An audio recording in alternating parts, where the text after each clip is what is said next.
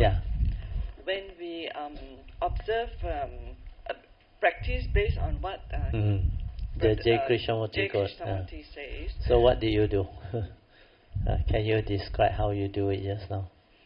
That there will be thought arising. Yeah, then what do you do? By observing it, it will just disappear. How do you observe? The most important thing. That it has arisen. That one involves the thought. You just relax, silent everything. Then find out exactly what happened. Then only use word to tell me. It's very different from what you tell me just now. Because you straight away jump to a conclusion, aware of the thought will arise.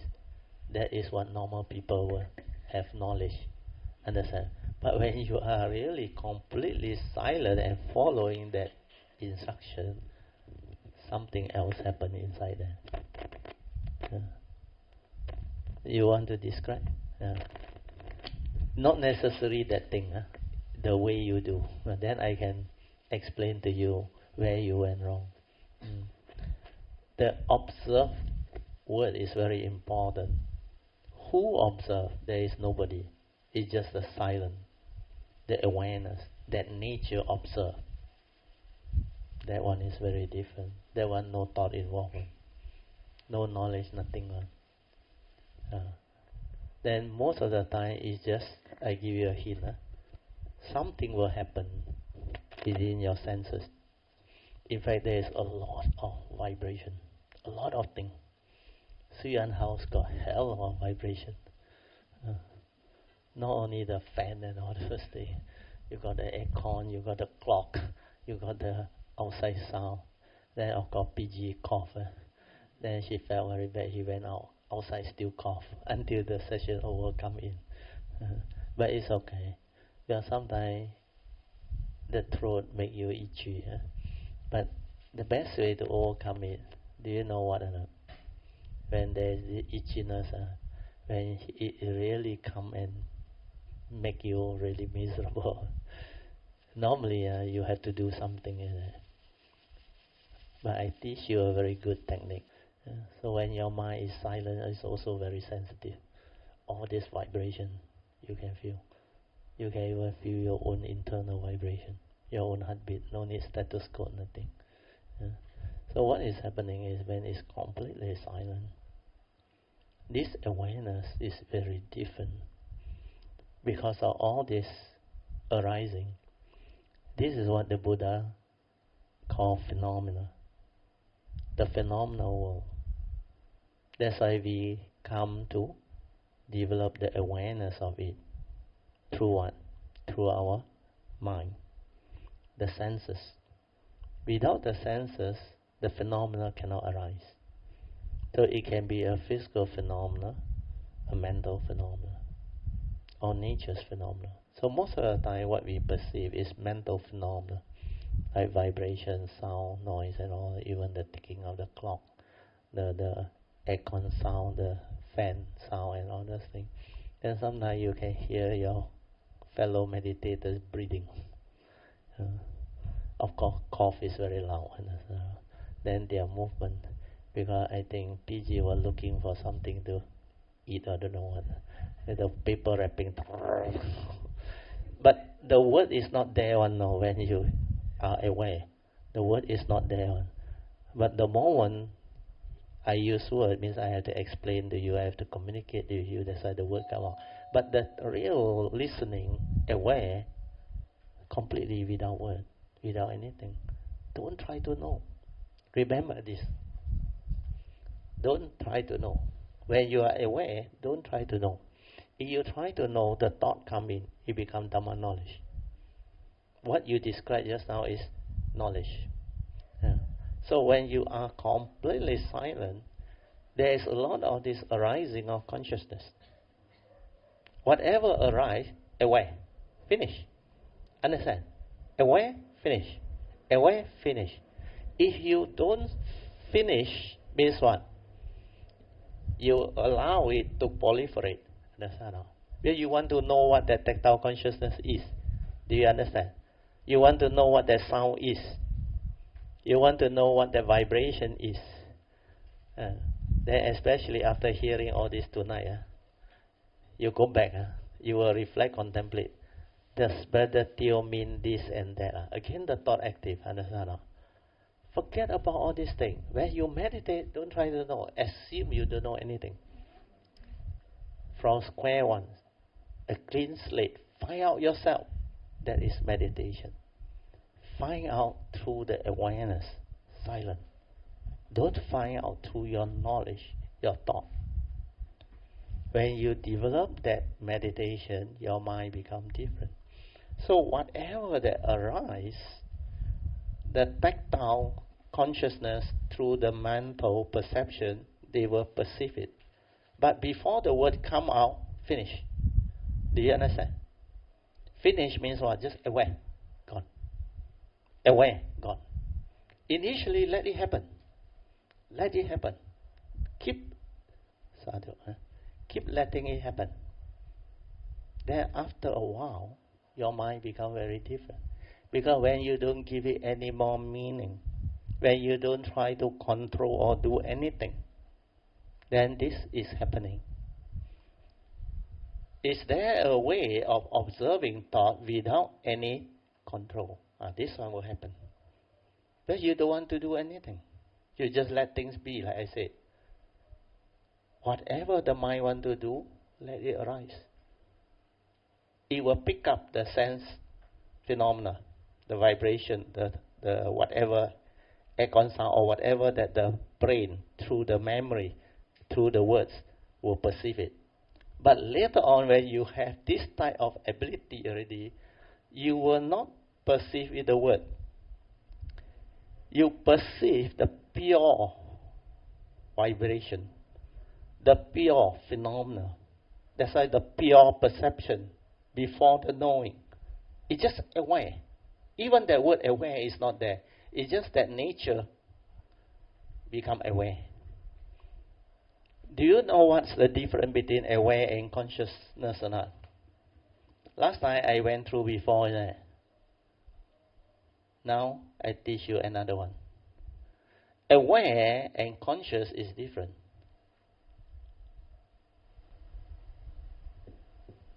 Do you know what is the difference? When you are aware, this thing is not there. You are not conscious. You are aware from inside. Where this is awareness before the knowing. But the moment you become conscious, what happens? The thought come out already. The moment you become conscious of what you see, the perception, the word all come out already. That's why human beings' problem is when you wake up, you are conscious of life. Do you realize that? Definitely you are conscious of that, unless you are still asleep. Then you are unconscious. But you are conscious of life. The question is, are you aware? Most of the time, you are not aware. Unless you have developed the spiritual faculty, you have developed your daily mindfulness. You are hardly aware. You are never with your inner awareness, that nature, that silent inside there, that is aware. So aware and conscious are two different things. Before you become conscious, there is an awareness inside there. But from the awareness, it creates the conscious thought. You are conscious of seeing, means the consciousness come out already. That's why awareness and consciousness are two different things. That's why last time when I discussed that topic, Ingbi tried and she got it right. Because she straight away say, you may be conscious, but you are not aware. Unless you meditate, you cannot understand that. So if you are conscious of life, you may not be aware while living life. So that is where the Buddhist meditation differ from other meditation. If you check the Noble Eightfold Path, the meditation as taught by the Buddha, do you realize most religions have all the path factor except sati? Do you realize that? Right understanding or right view, they also have their belief system, all they have. then they always talk about right thought, right speech, right action. Understand? Then they also have the four, not the four right effort. They also ask you to put in effort, understand? Diligently cultivate and all those things. Then live your life in accordance. Means something to do with proper livelihood. But the Buddhist one is not livelihood alone. Livelihood is just a small part of right living. It's the way you live your life. That path factor is actually right living. So, right living is more inclusive. The way you live your life is that path factor. Right livelihood is your occupation, understand?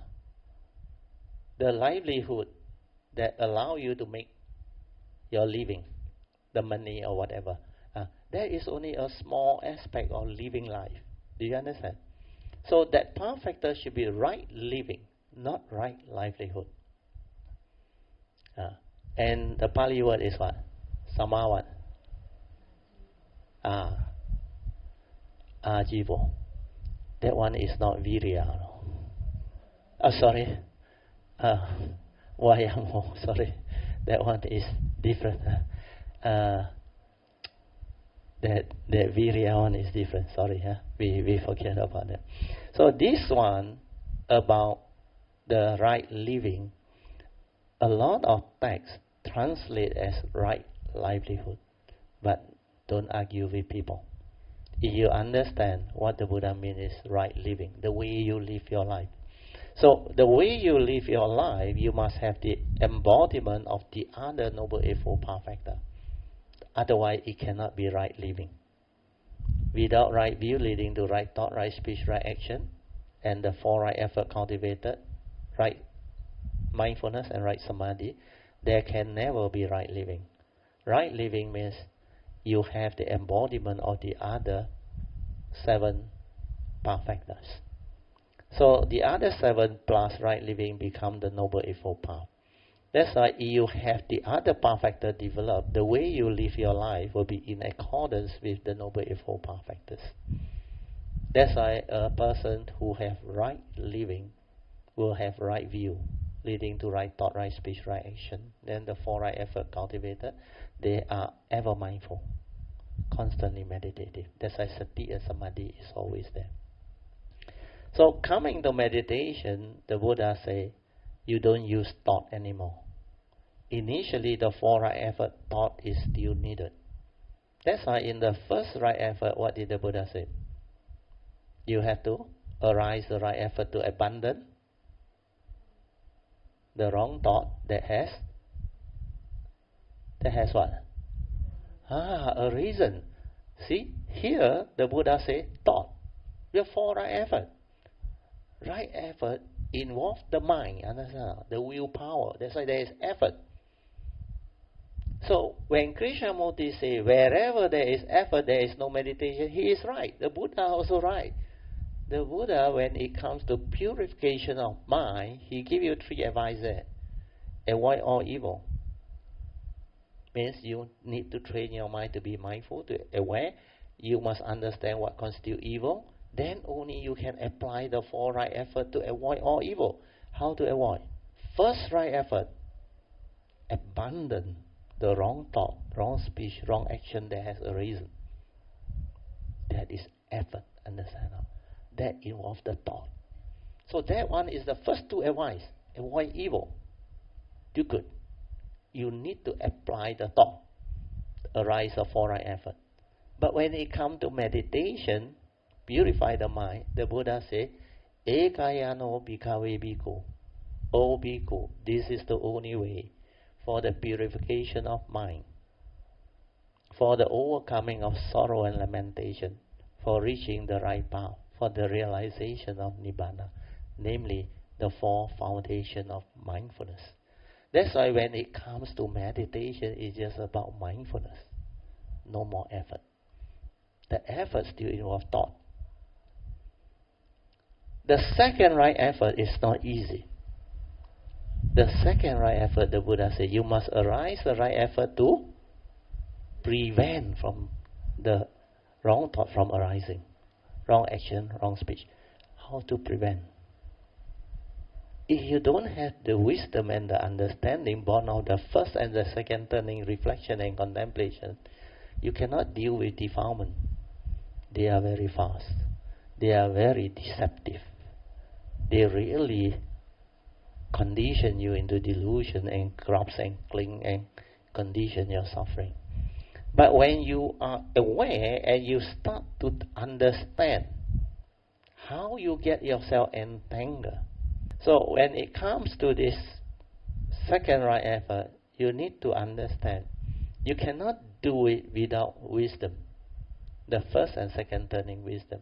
So after you have developed the first and second turning wisdom through constantly listening to the Dhamma, then you reflect, you contemplate, you inquire until your understanding stabilizes. Once it's stabilized, then you have this Yoniso Manasikara, the Buddha called it. Wise attention at the moment of sense experience. Manasikara is attention. Yoniso is wisdom. Wisdom at the moment of sense experience.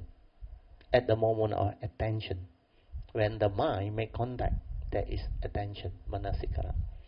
So during this moment, if there is wisdom, this one will prompt you. Do you understand? So the moment that mind is aware of this wrong thought coming out, the wisdom will prompt you. Sankara anichang, sankara dukkhang, sankara anatta. Straight away it will tell you that this is sankara. Sankara is what? Impermanent. Why? It comes and it goes. If you attach and cling, give meaning, it gives rise to suffering. Straight away you will understand. Because there is craving, there is attachment, there is clinging. Then the last one is very powerful. Because it's impermanent, it is not a permanent, unchanging entity, therefore it's non-self, empty, not you. That's why with this understanding, straight away it will cease the wrong thought, the selfish thought, the fear, the anger, the emotion, all will cease. That's why you can prevent it from arising. And for those who have done it, they even come back and report to me. Especially those people with depression. I don't know why it's easier for them. Because for so many years they are in depression. And you know what they told me? Yeah, Brother Teo, I saw this wrong thought. I consistently repeat all this, that's why they can remember. He said, this envy, jealousy, this anger, hatred, emotion, they are so fast. Last time, straight away, you react and you lost yourself. You become conditioned into it. But you see, after learning the Dhamma, after having the mindfulness and the awareness and this wisdom, straight away he can see, then he can talk to the thought first. And now, for 16 years, you have tormented me. And now, so straight away it ceases. Because these are wrong thoughts. She understands. Then I told her, later on you reflect, contemplate, to the direct seeing. They are impermanent. That one is more powerful. Means the third turning wisdom. Bhavana Maya Panya. See it in the meditation. The moment of its arising, sustaining, and passing away. Every phenomena is like that. It has its three phases. Arising phase. Then if the condition continue, it will have the sustainant phase. Then it will cease, the final phase. Like this sound, the fan, the aircon, or whatever, or my speech. If I continue to speak, the vibration will continue. Your hearing consciousness will be there. Then just now I taught you all the art of listening. So you know how to listen. Okay? So all this is what Dhamma is all about. That's why Dhamma is life. So when you understand this, you develop the wisdom differently. You develop through understanding how you function as a human being. So through that, if you know how to silence your mind and listen attentively, just like what J. Krishnamurti said and what I taught you, don't try to know. Don't try to get your mind involved. And do you know that type of seeing is so different? That is the direct seeing. You can see the phenomenon, the moment of its arising. Even hearing also same. You can hear it arising, the vibration, without the word. Very clear. Then the moment I stop, it ceases. Then you realize everything in this phenomenal world is like that. Arise, sustain itself, cease. Arise, sustain itself, cease. This is what impermanent is all about. Anicca, dependent origination, conditional. Then you will understand the condition behind their arising and the condition behind their sustenance and their passing away. That's how you will understand what the Buddha said. Whatever that arise, there are causes and conditions. And these causes and conditions, the Buddha has explained very clearly. So causes and conditions is very powerful, very important. You have to understand them. So whatever that arises, if you are mindful and aware, you will understand the causes and conditions behind, how it arises. It's just like in the Satipatthana Sutta. The first category of practice of the last foundation, Dhammanupassana. What is it? Mindfulness of what? Huh? Mindfulness of what? Huh? That fellow. Mindfulness of the 5 mental hindrances. And do you know how the Buddha in that sutta explained this mindfulness of the 5 mental hindrances? He said, when there is sensual desire or ill will, means any of the 5 mental hindrances, you have to develop awareness. And when you are aware, do you know what did the Buddha continue after that? Because you are aware, you will come to know how the arising of the mental hindrance come to be. That is what you're supposed to find out through the silent mind. That is how the direct seeing see.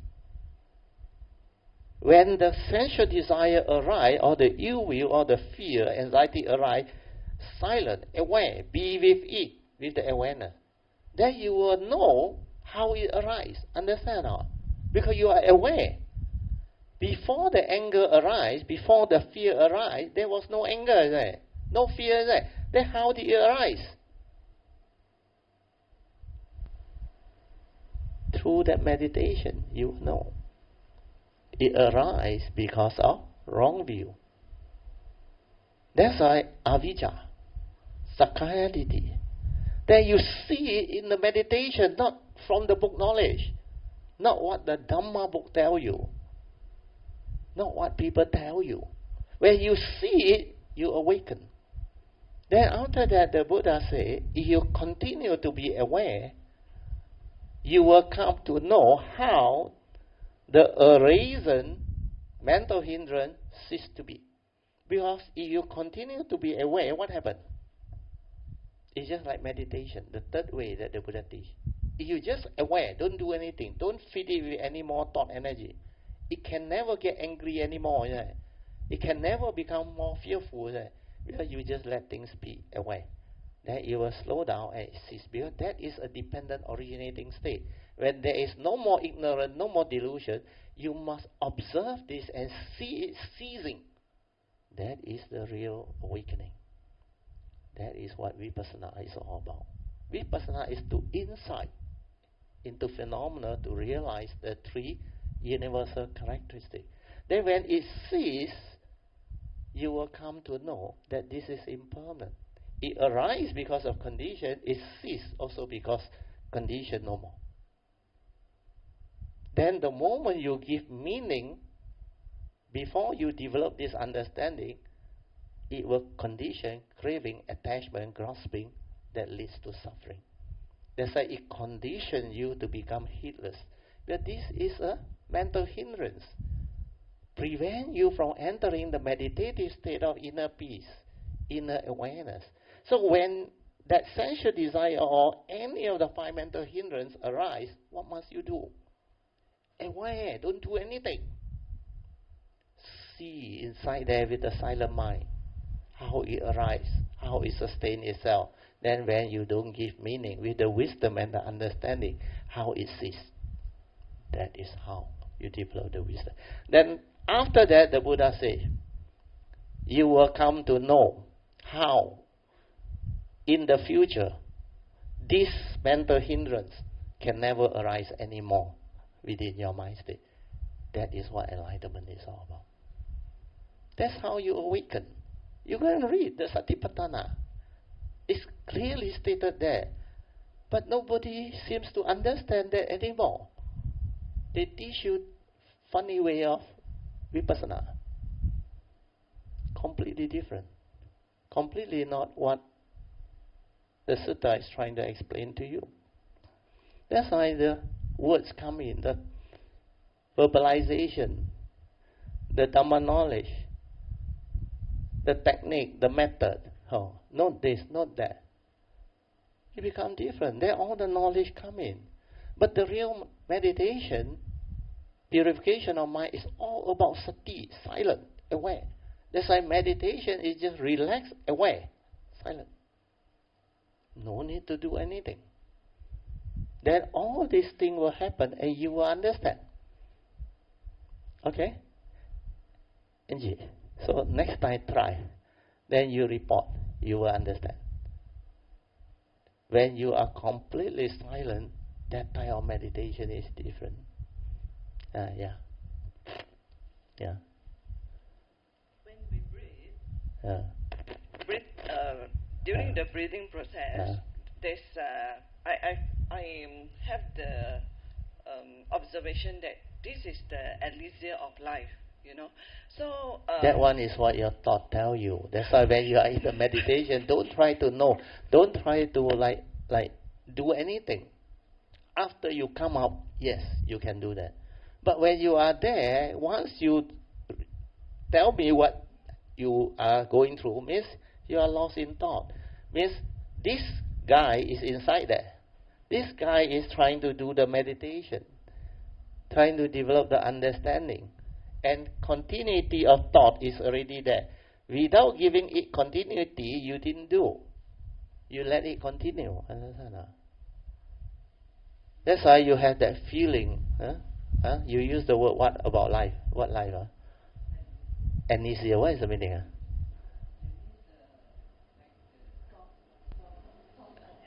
Oh, essence of life. Source. Essence of life. I thought the amnesia. Doctor will know.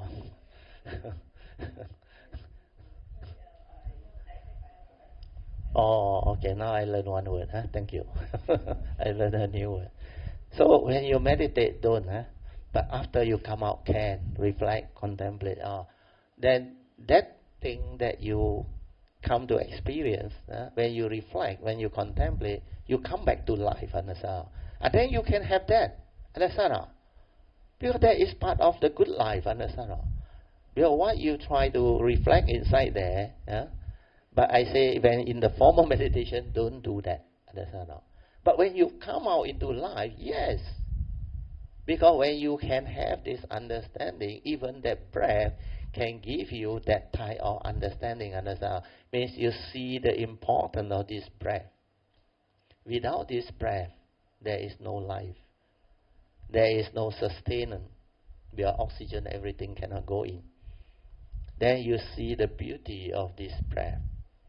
And when you really have anapanasati, when you are fully aware, I can tell you that one in-breath or one out-breath is full of clarity. Everything is there, so clear, every moment, every instant.